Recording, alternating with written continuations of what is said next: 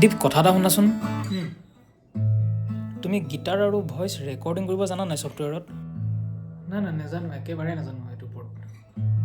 কেনেকৈ কৰে শিকিবলৈ বিচাৰা নেকি শিকিবলৈ বিচাৰোঁ আচলতে কেনেকৈ ৰেকৰ্ডিং কৰিব লাগে গিটাৰ হওক বা মাইক্ৰফোনত আচলতে কেনেকৈ ৰেকৰ্ডিং কৰিব লাগে ছফ্টৱেৰত তাৰ বিষয়ে একেবাৰে নাজানো অ'কে তেন্তে তুমি কাগজ কলম লৈ বহি যোৱা মই ধুনীয়াকৈ শিকাই দিছোঁ ঠিক আছে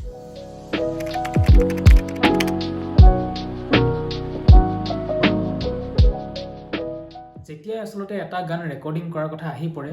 তেতিয়া ই সম্পূৰ্ণৰূপে নিৰ্ভৰ কৰে ইকুইপমেণ্টসমূহৰ ওপৰত আৰু আপুনি নিজে কোনটো টেষ্ট ভাল পায় তাৰ ওপৰত এতিয়া ইকুইপমেণ্ট বুলি কোৱাৰ লগে লগে প্ৰথম আপোনাক ভকেলৰ কাৰণে প্ৰয়োজন হ'ব এটা মাইকৰ আৰু এটা ৰেকৰ্ডিঙৰ কাৰণে ইণ্টাৰফেচ অৰ্থাৎ সাউণ্ড কাৰ্ডৰ মিউজিক প্ৰডাকশ্যনত আচলতে যিসকল একেবাৰে নতুন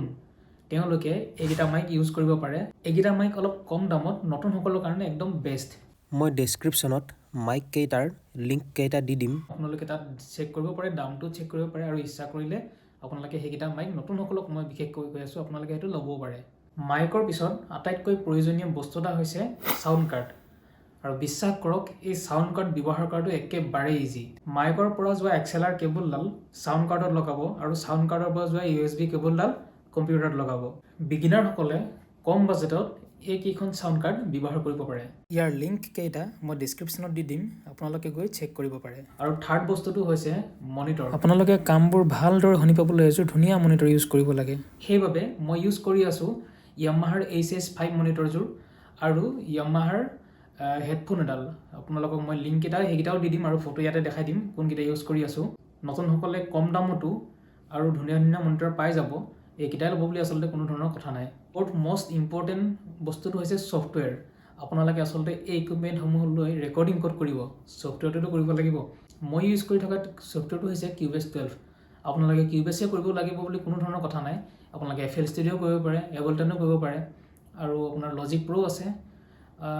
যি মন যায় আচলতে যিটোত আপোনালোকে কমফৰ্টেবল হয় সেইটো ইউজ কৰিব পাৰে মই পাৰ্চনেলি কিউবেছ ইউজ কৰি যথেষ্টখিনি ভাল পাওঁ সেইটো কাৰণে মই এইটোৱে ইউজ কৰি আছোঁ এতিয়া বলক আপোনালোকক দেখাম আচলতে ৰেকৰ্ডিং কিদৰে কৰিব লাগে এটা গানত ভকেল কেনেকৈ ৰেকৰ্ডিং কৰিব বা গিটাৰখন কেনেকৈ ৰেকৰ্ডিং কৰিব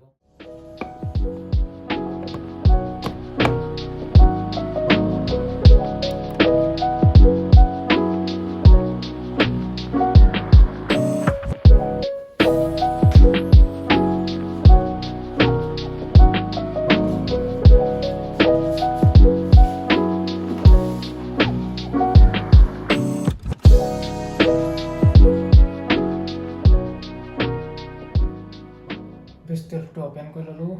এতিয়া এইটো প্ৰজেক্টতে চাওঁ কিবা এটা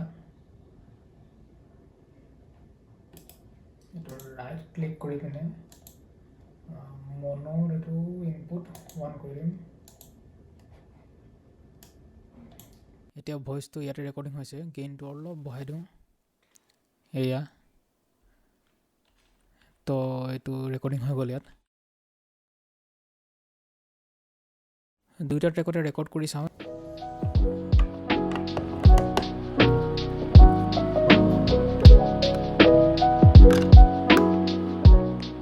এটাত গিটাৰ আছে আৰু এটাত ভকেল আছে গিটাৰ ট্ৰেকটোত এটা মই প্লাগইন লগাই লৈছোঁ তো গিটাৰখন শুনি চাওঁ ব্লক এইটো আছিকিটোৰ গানটো শুনিছে চাগে নি সকলোৱে